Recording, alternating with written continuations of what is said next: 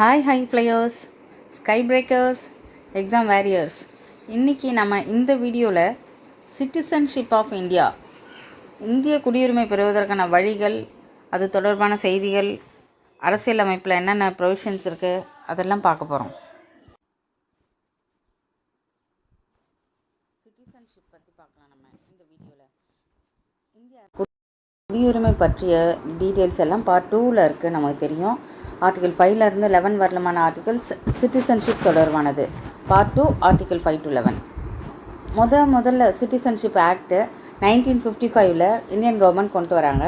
இதன்படி தான் ஒருத்தர் சிட்டிசன்ஷிப் பெறணும்னா 5 முறைகளில் பெறலாம். இந்தியன் சிட்டிசன்ஷிப்பை இழக்கிறதுக்கு 3 வழிகள் அப்படின்னு இந்த ஆக்டில் சொல்லியிருக்காங்க. இந்தியாவை பொறுத்தவரையிலும் ஒற்றை குடியுரிமை தான் ஃபாலோ பண்ணுறோம், சிங்கிள் சிட்டிசன்ஷிப். சில நாடுகளில் பார்த்தோன்னா டியூவல் சிட்டிசன்ஷிப் கொடுத்துருக்காங்க. அதாவது நேஷ்னல் சிட்டிசன்ஷிப் ஒன்று, அவங்க வாழ்கிற நாட்டுடைய நேஷன் சிட்டிசன்ஷிப் ஒன்று, அப்புறம் அந்த நாட்டில் அவங்க எந்த ஸ்டேட்டில் இருக்காங்களோ அந்த சிட்டிசன்ஷிப் ஒன்று. இதை தான் டியூவல் சிட்டிசன்ஷிப் சொல்கிறோம். அமெரிக்கா, கனடா, யுனைடெட் நேஷன்ஸ் இங்கெல்லாம் டியூவல் சிட்டிசன்ஷிப் இருக்குது. இந்தியாவில் சிங்கிள் சிட்டிசன்ஷிப் தான் இருக்குது. நம்ம எல்லாருக்கும் தெரியும், இந்தியாவுடைய முதல் சிட்டிசன் யாருன்னா நம்ம பிரசிடெண்ட், குடியரசுத் தலைவர் தான் ஃபஸ்ட்டு சிட்டிசன். அவர் தான் நம்ம கண்ட்ரியுடைய ஃபஸ்ட்டு சிட்டிசன். சிட்டிசன்ஷிப் அப்படிங்கிற வேர்டு டிஃபர்ஸ் ஃப்ரம் நேஷ்னாலிட்டி. நேஷ்னாலிட்டினா அந்த நாட்டுரிமை, குடியுரிமைனா சிட்டிசன்ஷிப். நம்ம எந்த நாட்டில் ரெசைட் பண்ணுறோம், குடியிருக்கிறோம் அப்படிங்கிறதுக்கு நமக்கு என்ன உரிமை இருக்குது அப்படிங்கிற சொல்கிறது தான் சிட்டிசன்ஷிப். எந்த தேசத்தில் பிறந்திருந்தாலும், எங்கே வாழ்ந்தாலும், எந்த நாட்டுடைய சிட்டிசன்ஷிப்பை நம்ம பெற்றிருக்கோம் அப்படிங்கிறது குடியுரிமை. ஓகேவா? நேஷ்னாலிட்டினா எந்த நாட்டில் பிறந்தவங்க அப்படிங்கிறத பொறுத்து சொல்கிறது நேஷ்னாலிட்டி. ஓகேவா? எந்தெந்த வழியெல்லாம் சிட்டிசன்ஷிப் பெறலாம், அக்விசிஷன் ஆஃப் சிட்டிசன்ஷிப் பார்ப்போம். நம்ம 5 முறைகளில் சிட்டிசன்ஷிப் பெற முடியும் அப்படின்னு 1955 ஆக்ட் சொல்லுது இல்லையா? அதில் ஃபஸ்ட்டு பை பர்த், பிறப்பால் இந்தியன் சிட்டிசன்ஷிப் பெற முடியும். ஒரு குழந்தை பிறந்த உடனே இந்தியாவில் பிறந்திருந்தா அந்த குழந்தைக்கு இந்தியன் சிட்டிசன்ஷிப் கிடைக்கும். அதை தான் பை பர்த் மூலயமா பெறுதல், அக்விசிஷன் அடையிறது. இதன்படி முதல்ல ஜான் 26, 1950 ஜூலை 1, 1987 வரையிலும் இந்தியாவில் பிறந்திருந்தால் டீஃபால்ட்டாக இந்தியன் சிட்டிசன்ஷிப் கிடச்சிடும் அப்படின்னு சொல்லியிருந்தாங்க. அதுக்கப்புறம் ஆஃப்டர் தட் சின்ன சின்ன சேஞ்சஸ் பண்ணாங்க. 1987 ஜூலை 1க்கு பிறகு ஒருத்தர் இந்தியாவில் பிறந்திருந்தால் அவங்களுடைய தாய் அல்லது தந்தை மஸ்ட் பி இந்தியன் சிட்டிசன். அப்படி இருந்தால் தான் இந்தியன் சிட்டிசன்ஷிப் கொடுக்கப்படும் சொல்லியிருந்தாங்க. அதுக்கப்புறம் டிசம்பர் 3, 2004 பின்னால் போத் ஃபாதர் மதர், இந்தியாவில் பிறக்கிற குழந்தையுடைய தாய் தந்தை 2 பேருமே மஸ்ட் பி இந்தியன். அப்போ தான் அந்த குழந்தைக்கு இந்திய சிட்டிசன்ஷிப் கிடைக்கும் அப்படின்னு சொல்லியிருந்தாங்க. அது மட்டும் இல்லாமல் தாய் தந்தை இவங்க 2 பேருமே இந்திய தேசத்துக்குள்ளே இல்லீகலாக மைக்ரண்ட் ஆகி வந்து இருந்தால் அவங்களுக்கெல்லாம் அவங்க குழந்தைகளுக்கெல்லாம் இந்தியன் சிட்டிசன்ஷிப் கிடைக்காது. வேறு நாட்டிலேருந்து சரியான டாக்குமெண்ட், பாஸ்போர்ட்ஸ்லாம் இல்லாமல் இல்லீகலாக வந்திருந்தாங்கன்னா அவங்க இல்லீகல் மைக்ரண்ட், அகதிகள். அவங்க குழந்தைகளுக்கெல்லாம் கிடைக்காது. ஒரு சில டாக்குமெண்ட்ஸோடு வந்திருந்தால் கூட விசா பீரியட் முடிஞ்சும் இவங்க ஸ்டே பண்ணுறாங்கன்னா அவங்களும் இல்லீகல் மைக்ரண்ட்டில் தான் வருவாங்க. அவங்க குழந்தைகளுக்கும் கிடைக்காது. சரி, ஓகே. டிசம்பர் 2004க்கு பின்னால் அந்த குழந்தை பிறந்திருந்துச்சுன்னா அந்த குழந்தைக்கு சிட்டிசன்ஷிப் கொடுக்கணும் அப்படின்னு சொல்லியிருந்தாங்க. December 3, 2004 both father and mother must be Indian சொல்லியிருந்தாங்க இல்லையா? அப்போ either of them should not be illegal migrant. ஓகேவா? அடுத்து 2வது பை டிசென்ட், வம்சாவளி மூலயமா இந்திய குடியுரிமை. ஜான்வரி 26, 1950 டிசம்பர் 10, 1992 வரலும் ஒருத்தர் ஃபாரினில் பிறந்திருந்தாலும் அந்த குழந்தையுடைய தந்தை மஸ்ட் பி இந்தியனாக இருக்கணும். அப்போ தான் இந்தியன் சிட்டிசன்ஷிப் வழங்கப்படும் அப்படின்னு சட்டம் இருந்தது. அதன் பிறகு டிசம்பர் 10, 1992க்கு பிறகு either one of the parents must be Indian. ஃபாரினில் பிறக்கிற குழந்தையுடைய தாய் அல்லது தந்தை யாராவது ஒருத்தர் இந்தியராக இருந்தால் கூட அந்த குழந்தைக்கு Indian citizenship can be given அப்படின்னு சொல்லியிருந்தாங்க. அதன் பிறகு டிசம்பர் 3, 2004க்கு பின்னால் ஃபாரினில் பிறக்கிற ஒரு குழந்தை, அந்த குழந்தை பிறந்து 1 வருஷத்துக்குள்ளார இந்தியன் எம்பசியில் ரிஜிஸ்ட்ரேஷன் பண்ணப்பட்டிருந்தால் அந்த குழந்தைக்கு சிட்டிசன்ஷிப் வழங்கப்படும் அப்படின்னு சொல்லியிருந்தாங்க. இப்படி இந்திய வம்சாவளி மூலயமா சிட்டிசன்ஷிப்பு பெறுறது பற்றி பார்த்தோம். ரெண்டாவது. மூணாவது, பை ரிஜிஸ்ட்ரேஷன், பதிவு செய்தல் மூலயமா. ஃபாரினில் இருக்க ஒரு ஆண் இந்திய பெண்ணை மணந்தாலோ அல்லது ஃபாரினில் இருக்க ஒரு பெண் இந்திய ஆணை மறந்தாலோ அவங்களுக்கு இந்தியன் சிட்டிசன்ஷிப் வழங்கப்படும். இந்த வகையில் சிட்டிசன்ஷிப் கிளைம் பண்ணுறவங்க கிட்டத்தட்ட 7 இயர்ஸ் இந்தியாவில் ரிசைட் பண்ணியிருக்கணும். ரிசைட் பண்ணியதற்கான ப்ரூஃப் கொடுத்தா மட்டும்தான் பை ரிஜிஸ்ட்ரேஷன் மூலமா இந்தியன் சிட்டிசன்ஷிப் பெற முடியும்.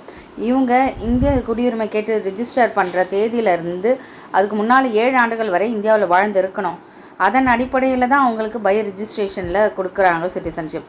அடுத்து, பர்சன் ஃப்ரம் அன்டிவைடட் இந்தியா. இந்திய நெய்பர் கண்ட்ரிஸோட பார்டரில் அன்டிவைடட் ஏரியாஸ் அப்படின்னு ஒரு சில பகுதிகள் இருக்கும்.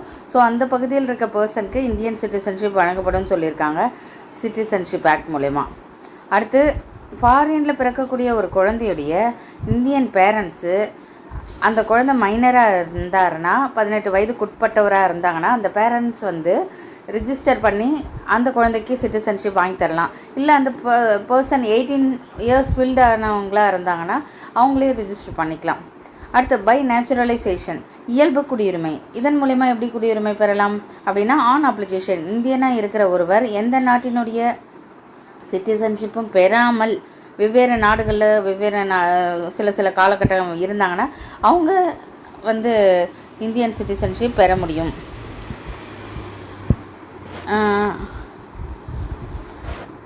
அவங்க இயல்பு குடியுரிமை மூலமா சிட்டிசன்ஷிப் பெறாங்க. அடுத்து, வேலை நிமித்தமாக இந்தியாவுக்கு ஒரு ஃபாரினர் வேலை செஞ்சாங்கன்னா அவங்க தன் பிறந்த நாட்டுடைய சிட்டிசன்ஷிப்பை வேணாம் அப்படின்னு சொன்னாங்கன்னா அவங்களுக்கு இயல்பு குடியுரிமை மூலமா இந்தியன் சிட்டிசன்ஷிப் கிடைக்கும்.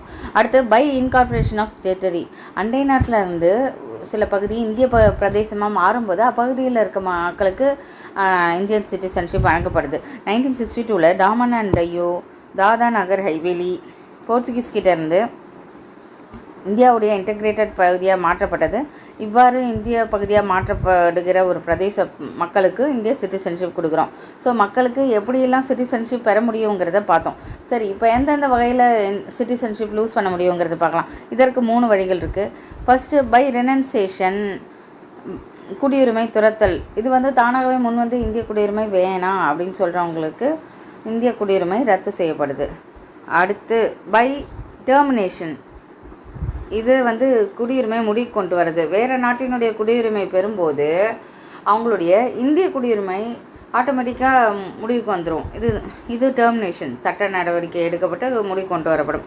3வது, by deprivation, fake illegal process மூலிமா இந்தியன் சிட்டிசன்ஷிப் பெற்றாருன்னா அவருக்கு சிட்டிசன்ஷிப்பு பறிக்கப்படுதல், அவர்கிட்ட இருந்து கட்டாயமாக முடிவு கொண்டு வர்றது, இது டெப்ரிவேஷன். ஓகே, இதெல்லாம் இழக்கிறதுக்கான வழிகள். ஃபாரினில் வாழ்கிற இந்தியர்கள் பற்றிய சில டேர்ம்ஸ் பார்ப்போம். என்ஆர்ஐ, நான் ரெசிடென்ட் இந்தியா, இந்தியன் சிட்டிசன் பெற்று ஃபாரினில் வாழ்கிறவங்கள என்ஆர்ஐ சொல்லுவோம். நான் ரெசிடென்ட் ஆஃப் இந்தியா அப்படின்னு சொல்கிறோம். இவங்கக்கிட்ட இந்தியன் பாஸ்புக்ஸ் இருக்குது. பிரவாசி பாரதிய திவாஸ் ஜான் 9, என்ஆர்ஐ டேவை ஜான்வரி 9 எவ்ரி இயர் செலிப்ரேட் பண்ணுறோம். 2 years ஒன்ஸ் செலிப்ரேட் பண்ணுறோம். இந்த டேக்கு என்ன ஸ்பெஷல்னால், இந்த டேயில் தான் காந்திஜி சவுத் ஆஃப்ரிக்காவிலேருந்து ரிட்டர்ன் ஆனார். ஸோ இந்த பாயிண்ட்டை பேஸ் பண்ணி டிஎன்பிஎஸ்சியில் கொஸ்டின் கேட்டிருக்காங்க, நோட் பண்ணிக்கோங்க. அடுத்து, PIO, person on Indian origin. Foreign சிட்டிசன்ஷிப்போட ஃபாரின் கண்ட்ரீஸில் வாழ்கிறவங்களுடைய பேரண்ட்ஸு, கிராண்ட் பேரண்ட்ஸ் இந்தியன் சிட்டிசன்ஸாக இருந்தாங்கன்னா அவங்கள பர்சன் ஆன் இந்தியன் ஆரிஜின் அப்படின்னு சொல்கிறோம்.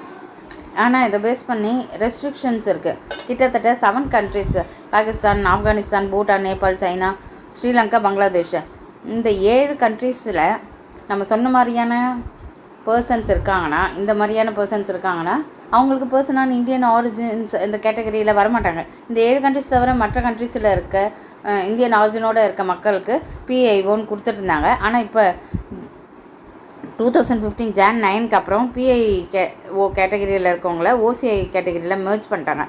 ஓசிஐனா overseas citizenship of India, person on Indian origin கேட்டகிரியில் வரவங்களாம் இதில் மெர்ஜ் பண்ணி OCI overseas citizenship of India சொல்லிட்டாங்க. இதில் 2 கண்ட்ரிஸ், பாகிஸ்தான், பங்களாதேஷ் தவிர மற்ற கண்ட்ரியில் இருக்க இந்தியன் வம்சாவளியை சேர்ந்தவங்களாம் அந்த ஓசிஐயில் வருவாங்க. இந்த கேட்டகரியில் வரவங்கலாம் இந்தியாவில் எவ்வளோ நாள் வேணால் தங்கலாம், வேலை செய்யலாம், லைஃப் லாங் வேலை செய்யலாம். ஆனால் இவங்களுக்கு ஓட்டிங் ரைட்ஸ் கிடையாது. அடுத்து, இந்தியன் கான்ஸ்டியூஷனில் முக்கியமான ஆர்டிகல்ஸ் பார்க்கலாம். ஆர்டிகல் 5லேருந்து 11 வரலும் சிட்டிசன்ஷிப் தொடர்பானது. கம்ப்ளீட் டீட்டெயில்ஸ் இருக்குது. ஆர்டிகல் 5 பார்ப்போம். Citizenship at the commencement of the constitution. இந்திய அரசியலமைப்பு துவங்கப்பட்டதுலேருந்து இந்திய சிட்டிசன்ஷிப் வழங்கப்படும் அப்படின்னு சொல்கிறது ஆர்டிகல் 5. அடுத்த ஆர்டிகல் 6ல் rights of citizenship of certain person who have migrated to India from Pakistan. பாகிஸ்தான்லேருந்து இந்தியாவுக்கு மைக்ரேட் ஆனவங்க அவங்களுக்கான குடியுரிமை சட்டங்களை சொல்கிறது இந்த ஆர்டிக்கல். இந்த ஆர்டிக்கலை பேஸ் பண்ணி ஜூலை 1948க்கு முன்னால் இந்தியாவில் ஜூலை 1948க்கு முன்னால் பாகிஸ்தான்லேருந்து இந்தியாவுக்கு வந்தவங்களாக இருந்தால் அவங்களுக்கு சிட்டிசன்ஷிப் வழங்கப்படும் சொல்கிறது தான் இந்த ஆர்டிக்கல். அடுத்து article 7 rights of citizenship of certain migrants to Pakistan.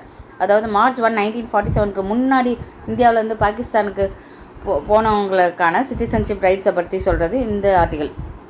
Article 8 rights of citizenship of certain persons of Indian origin residing outside India. So வம்சாவளி மூலிமா சிட்டிசன்ஷிப் வழங்கப்படுதுன்னு ஒரு கேட்டகரி பார்த்தோம் இல்லையா, அதை பற்றி எக்ஸ்பிளைன் பண்ணுறது தான் இந்த article. Out of India reside பண்ணி இருக்க இந்திய சிட்டிசன்ஷிப் ரைட்ஸை பற்றி இந்தியன்ஸுடைய சிட்டிசன்ஷிப் ரைட்ஸை பற்றி சொல்கிறது தான் இந்த article. Article 8. Article 9 person voluntary acquiring citizenship of a foreign state not to be citizen. Foreign citizenship வாலண்டரியலாக அக்வயர் பண்ணுறாங்கன்னா ஃபாரினில் வாங்குறாங்கன்னா அவங்க இந்தியன் சிட்டிசன் கேன்சல் ஆகும்னு சொல்கிறது தான். அடுத்த article 10 continues rights of citizenship பற்றி சொல்கிறது. Article 11 parliament to regulate the right of citizenship by law. சட்டங்கள் மூலிமா பார்லிமெண்ட் சிட்டிசன்ஷிப் பேஸ் பண்ணி கொடுத்துருக்க ரைட்ஸை எந்த நேரத்துலையும் ஒழுங்குபடுத்தலாம் அப்படின்னு சொல்கிறது தான் ஆர்டிகல் 11. ஸோ இந்த ஆர்டிக்கல் படி சட்டங்கள் கொண்டு வரும்போது கான்ஸ்டியூஷனில் சிட்டிசன்ஷிப் தொடர்பான சட்டங்களை சட்ட திருத்தம் செய்யலாம் சொல்கிறது தான் இந்த ஆர்டிக்கல். இதன்படி எப்போல்லாம் சிட்டிசன்ஷிப் பேஸ் பண்ணி சட்ட திருத்தங்கள் பண்ணாங்கன்னு பார்ப்போம். ஸ்டார்டிங்கில் 1955ல் முதல்ல சிட்டிசன்ஷிப் ஆக்ட் கொண்டு வந்தாங்கன்னு பார்த்தோம். அதுக்கப்புறம் முதல்ல 1957ல் சிட்டிசன்ஷிப் அமெண்ட்மெண்ட் ஆக்ட் கொண்டு வராங்க. அதை தொடர்ந்து பல முறை அமெண்ட் பண்ணி 1960ல் 1985ல் 1986ல் 1992ல் 2003ல் 2005ல் 2015ல் 2019ன்னு இவ்வளோ அமெண்ட்மெண்ட்ஸ் பண்ணியிருக்காங்க. சிட்டிசன்ஷிப் அமெண்ட்மெண்ட் பில் 2019ல் கொண்டு வந்தாங்க. அதில் என்னென்ன சொல்லியிருக்காங்கன்னு பார்ப்போம். ஏன் இதற்கு எதிர்ப்புகள் வந்ததுங்கிறது பார்ப்போம். சிட்டிசன்ஷிப் அமெண்ட்மெண்ட் பில் ஜூலை 19, 2016ல் முதல்ல பார்லிமெண்ட்டில் இன்ட்ரடியூஸ் பண்ணாங்க.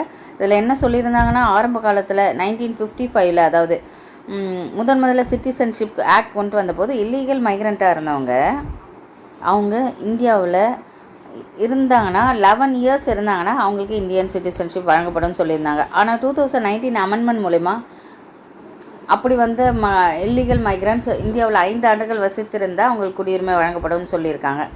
சரி, அப்போ இதில் என்ன ப்ராப்ளம் அப்படின்னா 3 நாடுகளை பேஸ் பண்ணி இந்த பில்லை கொண்டு வந்திருப்பாங்க. எந்தெந்த கண்ட்ரிஸ்னால் பாகிஸ்தான், பங்களாதேஷ், ஆப்கானிஸ்தான். இந்த 3 கண்ட்ரீஸில் வந்தவங்க அகதிகள் நான் முஸ்லிம்ஸாக இருந்தாங்கன்னா குறிப்பாக சில கம்யூனிட்டிஸ் ஒரு 6 கம்யூனிட்டிஸ் மென்ஷன் பண்ணிருக்காங்க. Hindu, Buddhist, Jain, Parsi, Christian, six அப்படின்னு 6 கம்யூனிட்டியை சேர்ந்தவங்க மக்களுக்கு மட்டும் 5 ஆண்டு இந்தியாவில் இருந்தாங்கன்னா அவங்களுக்கு சிட்டிசன்ஷிப் வழங்கப்படும் அப்படின்னு சொல்கிறாங்க. ஆனால் இந்த சட்டம் முஸ்லீம்களுக்கு செல்லாது சொல்லியிருக்காங்க. ஸோ இதனால் பல எதிர்ப்புகள் நாடு முழுவதும் வந்தது, அது நமக்கு தெரியும். ஸோ நான் முஸ்லீம் பில்லுங்கிறது இந்திய அரசியலமைப்புக்கு எதிரானது அப்படின்னு சொல்கிறாங்க. ஏன்னா ஆர்டிகல் 14 படி ஈக்குவாலிட்டி பிஃபோர் லா. அப்போ என்ன முஸ்லீம் மட்டும் எல்லாருக்கும் சமமான சட்டம் தானே இருக்கணும். அந்த சட்டத்தை இந்த ஆக்ட் வயலேட் பண்ணுது அப்படின்னு சொன்னாங்க. இந்தியா இஸ் செக்குலர் ஸ்டேட்டுங்கிறதையும் இந்த சட்டம் மீறுது அப்படின்னு எதிர்ப்பு தெரிவித்தாங்க. ஸோ இது மட்டும் இல்லாமல் ஷெட்யூல் 6ல் சேர்க்கப்பட்ட அசாம், மிசோரம், மேகாலயா, திரிபுரா அவங்கள இந்த நாட் இன்க்ளூடட் இன் CAA 2019 சொல்லிட்டாங்க. இந்த சட்டத்துக்கு கீழே வராது சொல்லிட்டாங்க இந்த பகுதியை சேர்ந்தவங்க. அது மட்டும் இல்லாமல் நாகாலாந்து, மணிப்பூர், அருணாச்சல் பிரதேசை சேர்ந்த நார்த் ஈஸ்ட் ஸ்டேட்டை சேர்ந்தவங்களும் அவங்களுக்கும் இது செல்லாது சொல்லியிருக்காங்க. ஏன்னா பங்களாதேஷ்லேருந்து அதிகப்படியான மக்கள் அகதிகளாக இந்த நார்த் ஈஸ்டர்ன் ஸ்டேட்ஸுக்கு வந்துடுறாங்க. இங்கே வாழ்கிற ட்ரைபல் பீப்புள்ஸ் அவங்களுடைய கல்ச்சர் வேல்யூபிள் அதெல்லாம் பறிக்கப்படுது அப்படின்னு சொல்கிறாங்க. நிறைய பிரச்சனை ஆல்ரெடி இருக்கிறதால 2019 கொண்டு வரப்பட்ட சிட்டிசன்ஷிப் அமெண்ட்மெண்ட் பில்லில் இந்த மாதிரியான ஸ்டேட்ஸ்க்கு அப்ளிகபிள் இல்லைன்ட்டாங்க. இந்த பில்லின் படி டிசம்பர் 31, 2014 முன்னால் வர யாரெல்லாம் இந்தியாவுக்கு வந்திருந்தாங்களோ அவங்களுக்கு இந்த சட்டம் அப்ளிகபிள் அப்படின்னு சொல்லியிருந்தாங்க.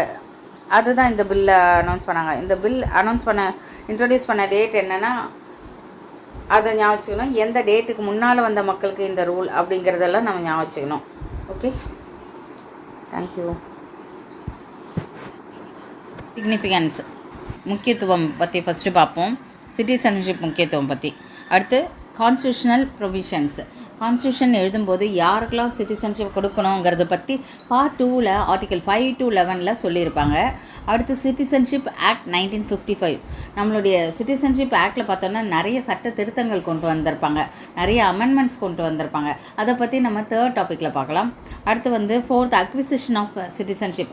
ஒருத்தர் சிட்டிசன்ஷிப் வாங்கினா அதுக்கு என்னென்ன வழிகள் இருக்குது அப்படிங்கிறத பற்றி இந்த டாப்பிக்கில் பார்க்கலாம். அடுத்து லாஸ் ஆஃப் சிட்டிசன்ஷிப். ஒருத்தர் சிட்டிசன்ஷிப்பை இழக்கிறதுக்கு என்னென்ன வழிகள் அப்படிங்கிறதையும் பார்ப்போம். அடுத்து சிங்கிள் சிட்டிசன்ஷிப். நம்மளோட நாட்டுக்குன்னு ஒரே ஒரு சிட்டிசன்ஷிப் தான், அது இந்தியன் சிட்டிசன்ஷிப். அதுவே யூஎஸ்ஏல டபுள் சிட்டிசன்ஷிப் இருக்கும். கண்ட்ரிக்குன்னு ஒரு சிட்டிசன்ஷிப் இருக்கும், ஸ்டேட்டுக்குன்னு ஒரு சிட்டிசன்ஷிப் இருக்கும். அடுத்து ஓவர்சீஸ் சிட்டிசன்ஷிப் ஆஃப் இந்தியா. வெளிநாட்டில் வாழ்கிறவங்க இந்தியாவில் எப்போ வேணால் வந்துட்டு போகலாம், அவங்களுக்கு லைஃப் டைம் வீசா ஃப்ரீயாக இருக்கும். அதை பற்றி இந்த ஓவர்சீஸ் சிட்டிசன்ஷிப் ஆஃப் இந்தியாவில் பார்ப்போம். ஃபைனலாக comparison of NRI, PIO, OCI இதை பற்றி பார்ப்போம். என்ஆர்ஐனா நமக்கே தெரியும், நான் ரெசிடென்ட் இந்தியா. அவங்க சிட்டிசன் ஆஃப் இந்தியா தான், பட் ஆனால் வெளிநாட்டில் வாழ்கிறவங்க. Second PIO, person of Indian origin சொல்லுவாங்க. இவங்களுக்கு இந்தியன் சிட்டிசன்ஷிப் இருக்காது, பட் 15 இயர்ஸ்க்கு இந்தியாவில் வாழ்ந்துக்கலாம் அவங்க. அடுத்து ரெனியூ பண்ணிவிட்டு திரும்ப இந்தியா இருந்துக்கலாம். அடுத்து OCI, overseas citizenship of India. இவங்க ஓசிஐ கார்டை வாங்கிட்டாங்கன்னா லைஃப் டைம் ஃபுல்லாக இந்தியாவிலே இருக்கலாம், வேலை செய்யலாம், அவங்களுக்கு வீசா ஃப்ரீ. ஆனால் அவங்க இந்தியன் சிட்டிசன்ஷிப் கிடையாது, அவங்களுக்கு ஓட்டிங் ரைட்ஸ் கிடையாது. First meaning and significance of citizenship பற்றி பார்ப்போம். சிட்டிசன்ஷிப்புடைய முக்கியத்துவம் பார்க்கலாம். இந்தியாவில் பார்த்தோன்னா 2 வகையான பீப்புள் இருக்காங்க. ஒன்று சிட்டிசன்ஸ், இன்னொன்று ஏலியன்ஸ். சிட்டிசன்ஸ்ன்றவங்க அவங்க ஃபுல் மெம்பர் ஆஃப் இந்தியா, அவங்களுக்கு இந்திய தேசபக்தி அதிகமாக இருக்கும், அதே சமயம் அவங்களுக்கு எல்லா ரைட்ஸுமே இருக்கும். ஆனால் ஏலியன் சொல்கிறவங்க யாருன்னா வேறு ஒரு கண்ட்ரியோடைய சிட்டிசன்ஸாக இருப்பாங்க, அவங்களுக்கு இந்தியாவில் எல்லா ரைட்ஸுமே இருக்காது. ஏலியன்ஸை 2 வகையை பிரிக்கிறாங்க. ஒன்று ஃப்ரெண்ட்லி ஏலியன்ஸ், இன்னொன்று எனிமி ஏலியன்ஸ். ஃப்ரெண்ட்லி ஏலியன்ஸ் யாருன்னா இந்தியாவுடைய கூட சுமூக பேச்சுவார்த்தையில் இருக்க கண்ட்ரீஸில் குடியுரிமை பெற்றவங்க ஃப்ரெண்ட்லி ஏலியன்ஸ். அடுத்து எனிமி ஏலியன்ஸ். இவங்க யாருன்னா இந்தியாவோட போருக்கு வரப்போகிற கண்ட்ரீஸில் வாழ்கிற அந்த குடியுரிமை பெற்ற பீப்புள் எனிமி ஏலியன்ஸ். அவங்களுக்கு லெஸ்ஸர் ரைட்ஸ், கம்மியான ரைட்ஸ் இருக்கும். எக்ஸாம்பிள் ஆர்டிகல் 22 இதுக்கு எப்படி சொல்லியிருப்பாங்கன்னா, to not enjoy protection against arrest and detention. அதாவது ஒருத்தரை கைது செய்யணும்னா செஞ்சிடலாம், அதுக்கு முன்னால் அவங்க முன்ஜாமீனில் வாங்க முடியாது அப்படின்னு சொல்லியிருப்பாங்க. அடுத்து கான்ஸ்டியூஷன் மூலிமா ஒருத்தர் சிட்டிசன்ஷிப்பை வாங்கணுன்னா அதற்கான சலுகைகள் என்ன, உரிமைகள் என்னன்றது பார்ப்போம். First right against discrimination. பாகுபாடுக்கு அகெயின்ஸ்டான ரைட்ஸ். ரிலீஜியனை பேஸ் பண்ணியோ, செக்ஸ் பேஸ் பண்ணியோ, கேஸ்ட் பேஸ் பண்ணியோ, எந்த இடத்துல பிறந்திருக்காங்க, எந்த இனத்தை சேர்ந்தவங்க, ரேஸ் பேஸ் பண்ணியோ அவங்கள பாகுபடுத்தக்கூடாது அப்படின்னு சொல்லியிருப்பாங்க. செகண்டு ஆர்டிகல் 16 படி அவங்களுக்கு ரைட் டு ஈக்குவாலிட்டி, எல்லா ஆப்பர்ச்சுனிட்டியும் ஈக்குவலாக அவங்களுக்கு கொடுக்கணும். பப்ளிக் எம்ப்ளாய்மெண்ட்டாக இருக்கட்டும், எதுவாக இருந்தாலும் அவங்களுக்கு ஈக்குவல் ஆப்பர்ச்சுனிட்டி இருக்கணும்னு சொல்கிறது தான் ஆர்டிகல் 16. ஆர்டிகல் 19 என்ன சொல்கிறாங்கன்னா, அவங்களுக்கு ரைட் டு ஃப்ரீடம், பேச்சுரிமை இருக்குது, சுதந்திரமாக வாழலாம், அசோசியேஷன் அமைக்கலாம், ப்ரொஃபஷன் சூஸ் பண்ணலாம், அதெல்லாம். ஆர்டிகல் 29, 30 படி கல்ச்சுரல் எஜுகேஷனல் ரைட்ஸ் இருக்குது. அதாவது எந்த கலாச்சாரத்தை வேணால் அவங்க ஃபாலோ பண்ணிக்கலாம், அவங்களுக்கு என்ன படிக்கணும்னு நினச்சாலும் அதை படிச்சுக்கலாம், அவங்க அந்த ரைட்ஸ் கொடுத்துருக்கோம். ரைட் டு ஓட்டு, எம்பி எம்எல்ஏ எலெக்ஷனுக்கு ஓட் பண்ணலாம் அவங்க. 6th எம்பி ஸ்டேட் எலெக்ஷனுக்கெலாம் அவங்க போட்டியும் இடலாம். அடுத்து பப்ளிக் ஆஃபீஸை ஹோல்ட் பண்ணுறதுக்கு எலிஜிபிலிட்டி இருக்குது. பிரசிடெண்ட் ஆகலாம், வைஸ் பிரசிடெண்ட் ஆகலாம், supreme court judge, high court judge, attorney general of இந்தியாவாக கூட ஆகலாம், ஸ்டேட்டுடைய அட்வொகேட் ஜென்ரலாகவும் ஆகலாம். ஆர்டிகல் 326 ரைட் டு ஓட்டை பற்றி சொல்லுது. இந்த எல்லா உரிமையும் சிட்டிசனுக்கு இருக்குது. சில டியூட்டிஸும் உங்களுக்கு இருக்குது. டேக்ஸ் பே பண்ணுறது, நேஷ்னல் ஆந்தம், ஃப்ளாக்லாம் ரெஸ்பெக்ட் பண்ணுறது, கண்ட்ரிக்கு பிரச்சனைனா முன்னால் வர்றது, இதெல்லாம் நம்மளுடைய டியூட்டிஸ். இந்தியாவில் பார்த்தோன்னா ஒருத்தர் பிரசிடெண்ட் ஆகணும்னா அவர் இந்தியாவில் பிறந்திருக்கலாம், அல்லது நேச்சுரலைஸ்டு சிட்டிசனாக கூட இருக்கலாம். நேச்சுரலைஸ்டு சிட்டிசன்னா என்னது? அவங்க இந்தியாவை சேர்ந்தவங்க கிடையாது, வெளிநாட்டில் இருந்தவங்க இந்தியாவுக்கு வந்து ஒரு 12 இயர்ஸ் இந்தியாவில் இருந்து சிட்டிசன்ஷிப் வாங்கினவங்கள தான் நேச்சுரலைஸ்டு சிட்டிசன் சொல்கிறோம். அவங்க 2 பேரில் யாராக இருந்தாலும் பிரசிடெண்ட் ஆக முடியும். ஆனால் யூஎஸ்ஏல நேச்சுரலைஸ்டு சிட்டிசன் பிரசிடெண்ட் ஆக முடியாது. அந்த கண்ட்ரியில் பிறந்தவங்க மட்டும்தான் பிரசிடெண்ட் ஆக முடியும். ஓகே, அடுத்து கான்ஸ்டியூஷனல் ப்ரொவிஷன்ஸ். கான்ஸ்டியூஷனுடைய செகண்ட் பார்ட் தான் சிட்டிசன்ஷிப். சிட்டிசன்ஷிப் பற்றி ஆர்டிகல் 5லேருந்து 11 வரலாம் எக்ஸ்பிளைன் பண்ணியிருக்கோம். இதில் வந்து சிட்டிசன்ஷிப் பற்றி பெர்மனண்ட்டாக எலாபரேட்டாலாம் சொல்லலை, வெறும் எந்தெந்த பர்சனுக்கு சிட்டிசன்ஷிப் வழங்கப்படும், ஜான்வரி 26, 1950 அப்போ யார் யாருக்கெல்லாம் சிட்டிசன்ஷிப் கொடுக்கலாங்கிறது பற்றி மட்டும்தான் சொல்லியிருக்காங்க. இதுக்கு பின்னால் வரும் காலங்களில் யார் யாருக்கு சிட்டிசன்ஷிப், என்னென்ன உரிமை, ரத்து செய்யும் உரிமை என்ன, அதெல்லாம் வந்து சொல்லலை. அந்த பவரை பார்லிமெண்ட்டுக்கு கொடுத்துட்டாங்க. இதை பேஸ் பண்ணி பார்லிமெண்ட் வந்து சிட்டிசன்ஷிப் ஆக்ட் 1955 கொண்டு வந்தாங்க. அதுக்கப்புறம் நிறைய அமெண்ட்மெண்ட்லாம் அதில் பண்ணிகிட்டே இருந்தாங்க. 1957 ஆரம்பித்து 2015 வரைக்கும் 19 வரைக்கும் நிறைய அமெண்ட்மெண்ட் பண்ணியிருக்காங்க. ஆர்டிகல் 5 to 11 வரலும் சிட்டிசன்ஷிப் யாருக்கெல்லாம் வழங்கப்படும், யாருக்கெல்லாம் சிட்டிசன்ஷிப் கிடையாதுங்கிறத பற்றி எக்ஸ்பிளைன் பண்ணியிருப்பாங்க. ஃபர்ஸ்ட் ஆர்டிகல் 5ல் பார்த்தோன்னா எந்த பர்சனுக்கு வந்து சிட்டிசன்ஷிப் இருக்குது அப்படின்னு பார்த்தோன்னா அந்த பர்சன் வந்து இந்தியாவில் பெர்மனன்ட் ரெசிடென்ஸ் வச்சுருக்கணும். ப்ளஸ் 3ல் இப்போ சொல்ல போகிற 3 கண்டிஷனில் ஏதாவது ஒன்று சாட்டிஸ்ஃபை பண்ணும். 3 கண்டிஷன் என்ன? ஃபஸ்ட்டு அந்த பர்சன் வந்து இந்தியாவில் பிறந்திருக்கணும். செகண்ட் கண்டிஷன்னா அவங்களுடைய பேரண்ட்ஸ் யாராவது ஒருத்தங்களாவது இந்தியாவில் பிறந்திருக்கணும். தேர்ட் என்னென்னா அவங்க இந்தியாவில் ஒரு 5 வருஷமாவது இருந்திருக்கணும். எப்போ? ஜனவரி 26, 1950க்கு முன்னாடி 5 வருஷமாவது இந்தியாவில் இருந்திருக்கணும்.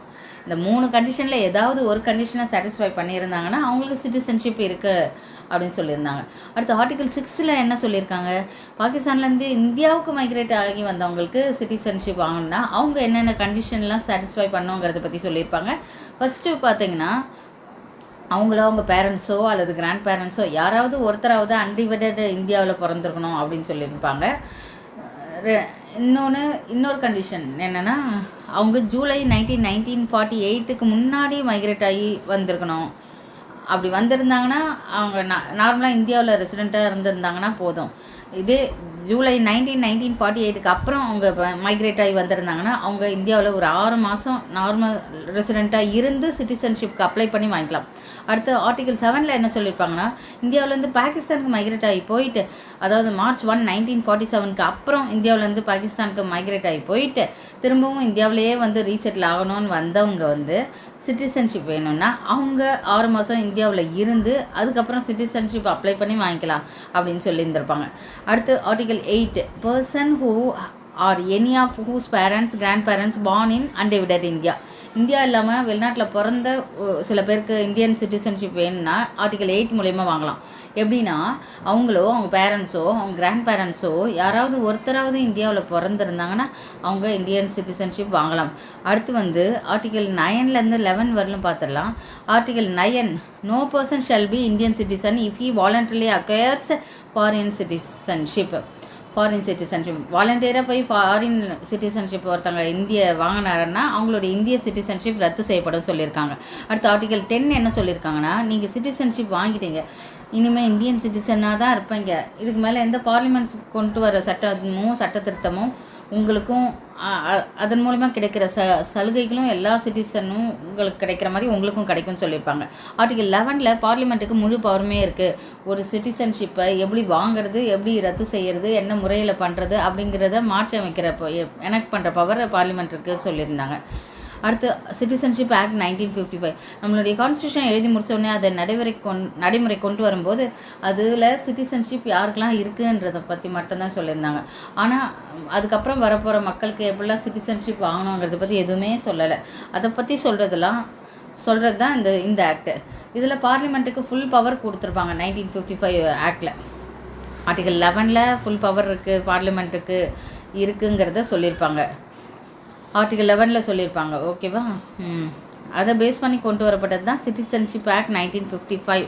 இந்த சிட்டிசன்ஷிப் ஆக்ட் 1955 வந்து இதுவரையிலும் 8 டைம்ஸ் அமெண்ட்மெண்ட் பண்ணியிருக்காங்க. அந்த 8 டைம்ஸ் எப்போன்னு பார்த்தோன்னா, first citizenship act 1957 act, repealing amendment act 1960, அப்புறம் 1985, 86, 1992, 2003, 2005, 2015 இப்படின்னு 2019 அப்படின்னு 8-9 டைம்ஸ் அமெண்ட் பண்ணியிருக்காங்க. ஃபைனலாக சிட்டிசன்ஷிப் ஆக்ட் 1955 என்ன சொல்லியிருப்பாங்கன்னா, காமன்வெல்த் சிட்டிசன்ஷிப் ஆக்ட் வந்து சிட்டிசன்ஷிப் ஒன்று கொடுத்துருந்தாங்க.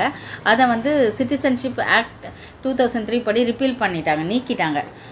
அடுத்து அக்விசிஷன் ஆஃப் சிட்டிசன்ஷிப், நம்மளுடைய சிட்டிசன்ஷிப்பை 5 முறையில் வாங்கலாம். 1 பை பர்த், 2வது பை டீசன்ட், 3வது பை ரெஜிஸ்ட்ரேஷன், 4வது பை நேச்சுரலைசேஷன், ஃபைனலாக பை இன்கார்பரேஷன் ஆஃப் டெரிட்டரி. இந்த ஒன்றா பார்ப்போம். இதை ஃபஸ்ட்டு பை பர்த்.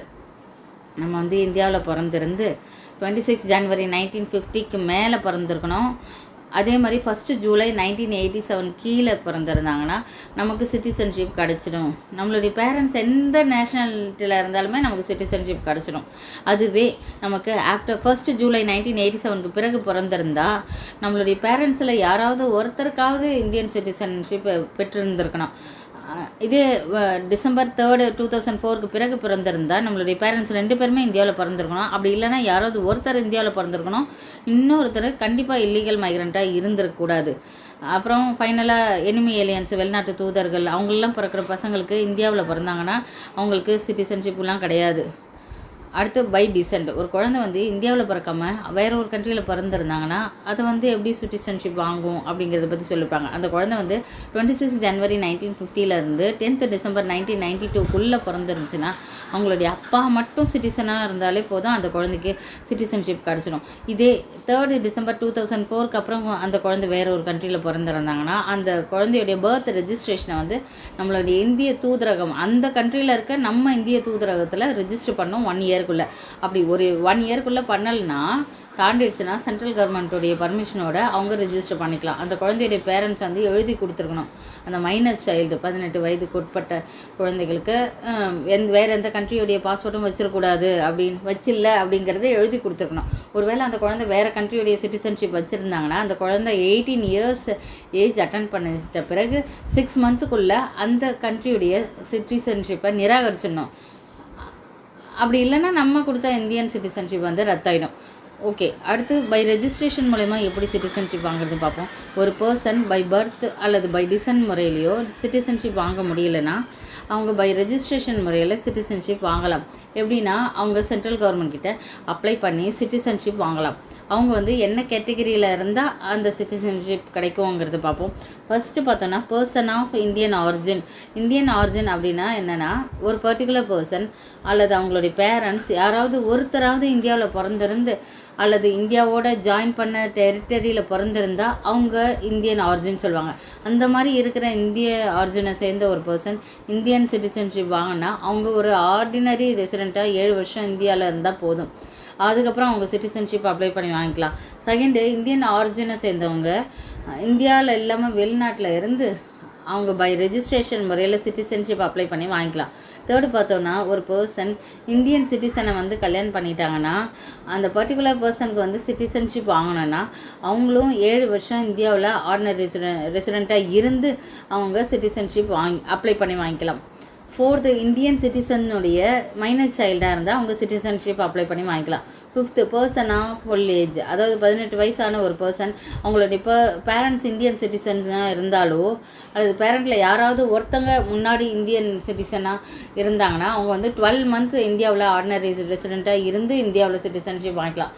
ஃபைனலாக பர்சனான ஃபுல் ஏஜ் அவங்க ஓசிஐ கார்டு ஹோல்டராக ஒரு 5 இயர்ஸ் இருந்தனா அவங்களுக்கு ஒரு சிட்டிசன்ஷிப் கிடச்சிடும். அவங்களும் ஒரு 12 மந்த்ஸ் இந்தியாவில் ஆர்டினரி ரெசிடெண்ட்டாக இருந்தாங்கன்னா அவங்களுக்கு சிட்டிசன்ஷிப் கிடச்சிடும், ஓவர்சீஸ் சிட்டிசன் ஆஃப் இந்தியா. அடுத்து பை ரெஜிஸ்ட்ரேஷன் முறையில் சிட்டிசன்ஷிப் வாங்கினாங்கன்னா ஒரு உறுதிமொழி எடுத்துக்கணும். இந்திய சிட்டிசனாக இருக்கணும், நான் இந்திய சட்ட திருத்தங்களுக்கெல்லாம் கட்டுப்பட்டு அந்த இந்திய லாஸை நான் மதிப்பேன், என்னுடைய டியூட்டிஸை ஃபாலோ பண்ணுவேன், இந்திய சிட்டிசனாக இருந்து டியூட்டிஸை ஃபாலோ பண்ணுவேன்றதையும் உறுதிமொழி எடுத்துக்கணும். அடுத்து பை நேச்சுரலைசேஷன், ஒருத்தர் வந்து இந்தியாவுடைய தொடர்பே இல்லாமல் அவங்களுக்கோ அவங்க பேரண்ட்ஸ்க்கு யாருக்குமே இந்தியாவோட தொடர்பு இல்லை. பட் ஆனால் இந்திய சிட்டிசன்ஷிப் அவங்க வாங்கினோன்னா அவங்களுக்கு என்ன குவாலிஃபிகேஷன்ஸ் இருக்கணுங்கிறது பார்க்கலாம். ஃபஸ்ட்டு பார்த்தோன்னா அவங்களுக்கு நம்ம நாட்டுடைய சிட்டிசன்ஷிப் வாங்கினோன்னா அவங்க வெளிநாட்டில் வாங்கின சிட்டிசன்ஷிப்பை ரத்து நிராகரிக்கணும். அடுத்து நேச்சுரலைசேஷன் அப்ளை பண்ணுறதுக்கு முன்னாடி 12 months இந்தியாவில் ஆர்டினரி ரெசிடெண்ட்டாவோ அல்லது கவர்மெண்ட் சர்வீஸ்லேயோ ஒர்க் பண்ணி இருந்திருக்கணும். 11 years வந்து அவங்க அப்பப்போ வந்து இந்தியாவுக்கு இருந்துட்டு போயிடணும். அவங்களுக்கு குட் கேரக்டர் இருக்கணும். 8th ஷெட்யூலில் இருக்க லிஸ்ட் ஆஃப் லாங்குவேஜஸில் ஏதாவது ஒரு லாங்குவேஜில் அவங்க வந்து எழுத படிக்க தெரிஞ்சு வச்சுருக்கணும். இதெல்லாம் மீறி அவங்களுக்கு வந்து அவங்க தனித்துவமாக ஏதோ ஒரு சர்வீஸ், சயின்ஸ்லேயோ ஃபிலாசபிலையோ ஆர்ட்லேயோ literature, world peace, human progress இதில் தனித்துவமாக ஏதோ ஒரு சர்வீஸ் பண்ணிகிட்டு இருந்தாங்கன்னா அவங்களுக்கும் நேச்சுரலைசேஷன் முறையில் சிட்டிசன்ஷிப் வழங்கலாம். அடுத்து பை இன்கார்பரேஷன் ஆஃப் டெரிட்டரி. இந்த மெத்தடில் வந்து எப்படி சிட்டிசன்ஷிப் கொடுப்பாங்கன்னா, ஃபாரின் டெரிட்டரி இந்தியாவோட ஜாயின் பண்ணிக்கிச்சு, இந்தியன் டெரிட்டரி ஆயிடுச்சு அப்படின்னா அந்த பீப்புளுக்கு இந்தியன் சிட்டிசன்ஷிப் கொடுத்துருவாங்க. ஃபார் எக்ஸாம்பிள் இந்தியாவுக்கு வந்து ஃப்ரெஞ்சுக்கிட்ட இருந்து பாண்டிச்சேரி சேர்ந்துருச்சு. அப்போ சிட்டிசன்ஷிப் பாண்டிச்சேரி ஆர்டர் 1962 படி பாண்டிச்சேரி மக்களுக்கும் இந்திய சிட்டிசன்ஷிப் கொடுத்துட்டாங்க. அடுத்து special provision by the Assam அக்கார்ட்னா அக்ரிமெண்ட். அஸ்ஸாமில் இருக்க மக்களுக்கு வந்து எப்படி சிட்டிசன்ஷிப் கொடுத்தாங்க அப்படிங்கிறது பார்ப்போம். இந்திய வம்சாவளியை சேர்ந்த ஒரு பர்சன், அந்த பர்சன் பங்களாதேஷ்லேருந்து அஸ்ஸாமுக்கு 1st January 1966 முன்னாடி வந்திருந்தாங்கன்னா அவங்களுக்கு சிட்டிசன்ஷிப் கொடுத்துருவாங்க. அதுவே வந்து அவங்க வந்து 1st January 1966 பிறகு 25 March 1971 முன்னாடி பங்களாதேஷ்லேருந்து அஸ்ஸாமுக்கு வந்திருந்தாங்கன்னா அவங்கள ஃபாரினர் சொல்லுவாங்க. அந்த ஃபாரினர் வந்து ரிஜிஸ்டர் பண்ணிடணும் இந்திய கவர்மெண்ட் கிட்ட. அந்த ரிஜிஸ்டர்டு பர்சனுக்கு அப்புறமா 10 years சிட்டிசன்ஷிப் கொடுத்துருப்பாங்க. அந்த 10 years வரலாம் அவங்களுக்கு எல்லா ரைட்ஸுமே இருக்கும், நார்மல் சிட்டிசன்ஸ்க்கு இருக்க மாதிரி. பட் ஓட்டிங் ரைட்ஸ் மட்டும் இருக்காது. அடுத்து பார்த்தோன்னா லாஸ் ஆஃப் சிட்டிசன்ஷிப். ஒரு எப்படி லாஸ் பண்ணலாம், எந்தெந்த முறையில் சிட்டிசன்ஷிப் லாஸ் பண்ணலான்னு பார்க்கலாம். 3 முறையில் இழக்கலாம். ஒன்று வந்து பை ரெனன்சியேஷன், 2வது பை டெர்மினேஷன், 3வது பை டெப்ரிவேஷன். இது 1 by 1 பார்த்துடலாம். ஃபஸ்ட்டு பார்த்தோன்னா பை ரெனன்சியேஷன் மெத்தடில் வந்து எப்படி வந்து ஒரு சிட்டிசன்ஷிப் இழப்பாங்கன்னா, 18 வயசான ஒரு சிட்டிசன் வந்து வாலண்டியராக நிராகரிக்கிறது. அந்த மாதிரி நிராகரிக்கும் போது அவங்க பசங்களோ சிட்டிசன்ஷிப்பை பசங்களும் இழந்துருவாங்க. அந்த பசங்களுக்கு 18 வயசு ஆன பிறகு அந்த சிட்டிசன்ஷிப்பை வேணா மீண்டும் பெற்றுக்கலாம். இதுவே இந்தியா வந்து ஒரு வாரில் வந்து எங்கேஜாக இருக்குது, அந்த டைமில் வந்து அந்த ரெஜிஸ்ட்ரேஷனை அவங்க ஹோல்டிங்கில் வைப்பாங்க. ஓகே, பை டெர்மினேஷன் முறையில் எப்படி இழக்கிறாங்கன்னு பார்ப்போம். ஒரு இந்தியன் சிட்டிசன் வாலண்டியராக வேறு கண்ட்ரீஸுடைய சிட்டிசன்ஷிப் வாங்கியிருந்தாங்கன்னா அவங்களுடைய இந்திய சிட்டிசன்ஷிப்பை வந்து இழந்துருவாங்க. அடுத்து பை டிப்ரிவேஷன். நம்மளுடைய இந்தியன் சிட்டிசன்ஷிப் வந்து ஒரு இந்தியன் சிட்டிசன் எப்படிலாம் இழக்கிறாருன்னா, ஃபஸ்ட்டு நம்மளுடைய இந்தியன் சிட்டிசன்ஷிப்பை ஃப்ராட் பண்ணி வாங்கியிருந்தாங்கன்னா அந்த சிட்டிசன்ஷிப்பை இழக்க வாய்ப்பு இருக்குது. அடுத்து இந்தியன் கான்ஸ்டியூஷனில் எழுதப்பட்ட விஷயங்களுக்கு எதிராக ஏதாவது தப்பு செஞ்சுருந்தால், துரோகம் பண்ணால் சிட்டிசன்ஷிப்பை இழந்துருவாங்க. 3rd சட்டத்திற்கு புறம்பாக ஏதாவது வணிகமோ தொடர்போ வச்சுருந்தாங்கன்னா, எனிமி கண்ட்ரியோட தொடர்பு வச்சுருந்தாங்கன்னா வார் சமயத்தில் சிட்டிசன்ஷிப் அவங்களது ரத்தாயிடும். அடுத்து ரிஜிஸ்ட்ரேஷன் மூலமாவோ நேச்சுரலைசேஷன் முறையிலோ சிட்டிசன்ஷிப் வாங்கி 5 வருஷத்துக்குள்ளே வேற ஒரு கண்ட்ரியில் வந்து 2 வருஷம் அவங்க சிறை தண்டனை அனுபவிச்சிருந்தால் அவங்களுக்கு சிட்டிசன்ஷிப் கேன்சல் ஆகிடும். ஃபைனலாக வந்து இந்தியாவில் இல்லாமல் அவங்க வேற ஒரு கண்ட்ரியில் ஆர்டினரி ரெசிடெண்ட்டாக 7 வருஷம் தொடர்ந்து இருந்தால் அவங்க இந்தியன் சிட்டிசன்ஷிப்பை இழந்துடுறாங்க.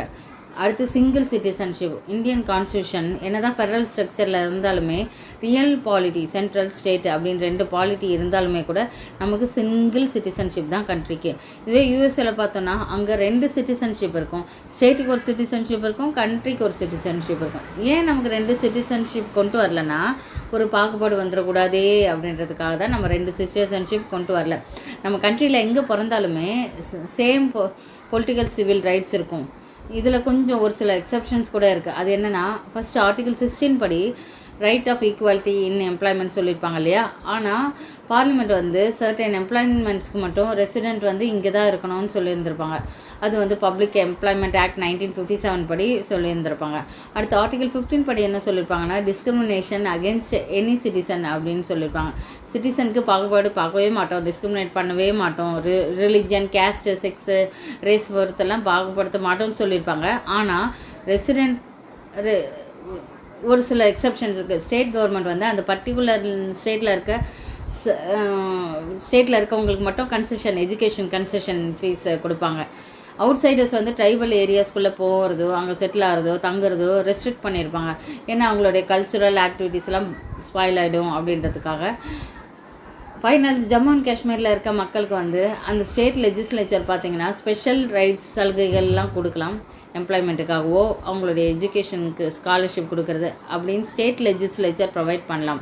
அடுத்தது overseas citizenship of India. September 2004 அப்போ இந்தியன் கவர்மெண்ட் வந்து ஒரு ஹை லெவல் கமிட்டி வந்து எல்எம் சிங்வி தலைமையில் செட் பண்ணுறாங்க. 2000 ஓகேவா, செப்டம்பர் 2000 இந்திய மக்கள் எங்கெல்லாம் பறந்து விரிந்திருக்காங்க அதை பற்றி ஸ்டடி பண்ணுறதுக்கு அந்த கமிட்டி வந்து ரிப்போர்ட்டை ஜனவரி 2002 அப்போ சப்மிட் பண்ணுறாங்க. அதில் என்னென்ன ரெக்கமெண்ட் பண்ணுறாங்கன்னு பார்த்தோன்னா, சிட்டிசன்ஷிப் வந்து கொடுக்கலாம், இந்தியன் ஆரிஜின் பீப்புளுக்கு கொடுக்கலாம்னு சொல்லியிருக்காங்க. அப்புறம் 2003 ஆக்ட் ஒன்று பாஸ் பண்ணுறாங்க. அதில் பர்சன் ஆஃப் இந்தியன் ஆரிஜின் வந்து ஓவர்சீஸ் சிட்டிசன்ஷிப் அப்படிங்கிறது மெர்ஜ் பண்ணலாம் அப்படின்னு சொன்னாங்க. எக்ஸப்ட் பாகிஸ்தான், பங்களாதேஷ் தவிர மீதி இருக்க 16 ஸ்பெசிஃபைட் கண்ட்ரியில் இருக்கவங்களுக்கு மட்டும் ஓவர்சீஸ் சிட்டிசன்ஷிப் இந்தியா அப்படின்னு கொடுக்கலான்னு சொன்னாங்க. இதே ஆக்டில் காமன்வெல்த் சிட்டிசன்ஷிப்பை ரிப்பீல் பண்ணிட்டாங்க. அடுத்து சிட்டிசன்ஷிப் ஆக்ட் 2005 உலகத்தில் இருக்க எல்லா கண்ட்ரிஸ்க்குமே பர்சன் ஆஃப் இந்தியன் ஆரிஜினுக்கு ஓவர்சீஸ் சிட்டிசன்ஷிப் கொடுக்கலாம் அப்படின்னு சொல்லியிருப்பாங்க, எக்ஸப்ட் பாகிஸ்தான், பங்களாதேஷ் தவிர.